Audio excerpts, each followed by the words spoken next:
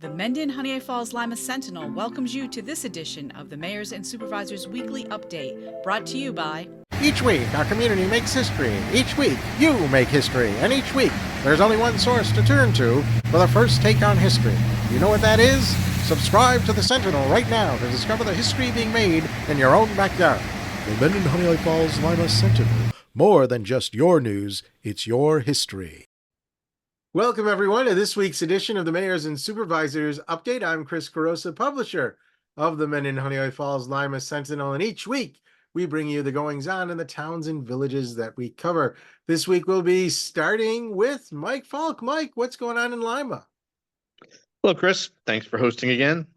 There will be a power outage intermittently at the town hall here, September 19th and 20th. That is in order to have the service entrance cut over for our Siemens project. This will affect anything that is scheduled there for Friday the 19th or Saturday the 20th. We have notified everyone who had signed up for space and all of the usual suspects like the food pantry who would be operating on Saturday. So please bear with us, but we do have to swap over to the new three-phase service, and this is the least amount of damage that we could do.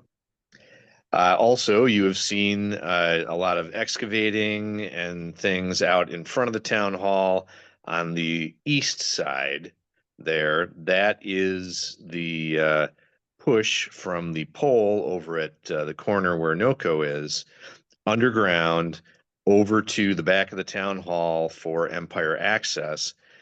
They pushed two conduits over so they could drag the balance of the fiber loop lines over to the switching closet without adding another overhead to the town hall. We want to try and keep the overhead wires off the front of the building so that it looks nice. The 17th is Constitution Day.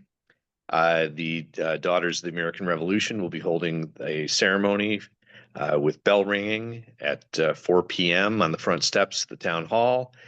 And at 4:30, there will be a historical marker presentation upstairs in the town hall with light refreshments served. The town of Lima has gone to bid for auditing services. We have to do an audit for the grant money that came in from Congresswoman Tenney for the Siemens project. And we also really need a general audit for the town, which would include the town books, the courthouse, and the library. Those things have been sent out to 7 different auditing firms that do handle municipal auditing. If you did not get a copy and you're seeing this or reading this in the Sentinel, contact me at the town hall, 582-1130, and I'll see that you get a copy of the bid package. Operation Greenlight, again, started here in Livingston County to honor our veterans and let them know that we are thinking of them. Put that green light out in front of your house. We're starting October 1st and going through November 12th. So any questions, again, 582-1130, call me here at the town hall. Lastly, the petition is still open regarding the intersection of Bragg, Doran, and 5 and 20. You do not have to be a resident of that area to click on that petition and weigh in about your experience traveling through there. We have recently had a couple of pretty bad accidents again, and so we are trying to gain some support to have further things done at the intersection to help to mitigate the problem. And that's all I've got, Chris. All right. Thanks, Mike. We have John on here. If he can, there he is. John, why don't you let us know what's going on in Mendon? Okay. A couple of things today. First of all, brush pickup will commence later this month from the highway department. They're going to get out on the 29th. And certainly if you're in the town of Mendon outside the village of Honeoye Falls, feel free to get that brush out there. Let's see. The spray park will be closing most likely this week. We're flirting with 80 degrees today on Friday the 12th. but I don't think we're going to have too many more of these kinds of days. So we'll be closing that up within the next week. Very successful year for the spray park, and everyone seemed to really enjoy it. Our Town of Mendon tentative budget is online at the Town of Mendon's website. And there is another meeting on Monday, September 22nd. At that point, the town board can take action on the tentative budget and possibly make it the preliminary budget. And then we will proceed from there, possibly scheduling a public hearing for October. Stony Lonesome, we're still working on the details of closing the Stony Lonesome from at the Clover Street, east of Clover Street, I guess I would say, to make that a dead end road with no access out. There's a lot of particulars that have to be done with that because Clover Street is a state highway. There's also some wetlands. We're dealing with the DEC. Not as simple as you would think, but we are still working on it. Hope to have that closed off before the end of the year because we have had a couple more accidents there. And personally, I've seen a couple of people driving through that intersection straight through Stony Lonesome. And I'm sure a lot of this is GPS generated, and we need to do what we can to make it as safe as possible.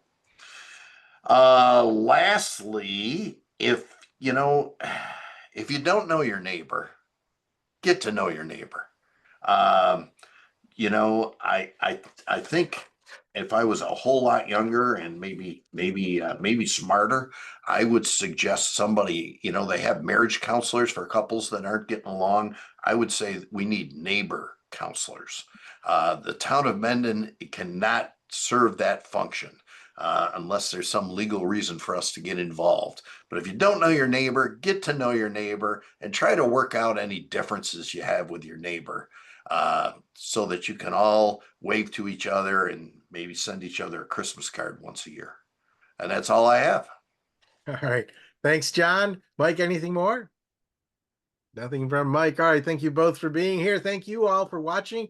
Remember, this program airs every Sunday at 1 o'clock on our Facebook page and YouTube channel. Like the page, subscribe to the channel, and those platforms will notify you when the broadcast begins. Otherwise, you can read the transcript in next week's paper. That's all for now. We'll see you all next week. Bye-bye.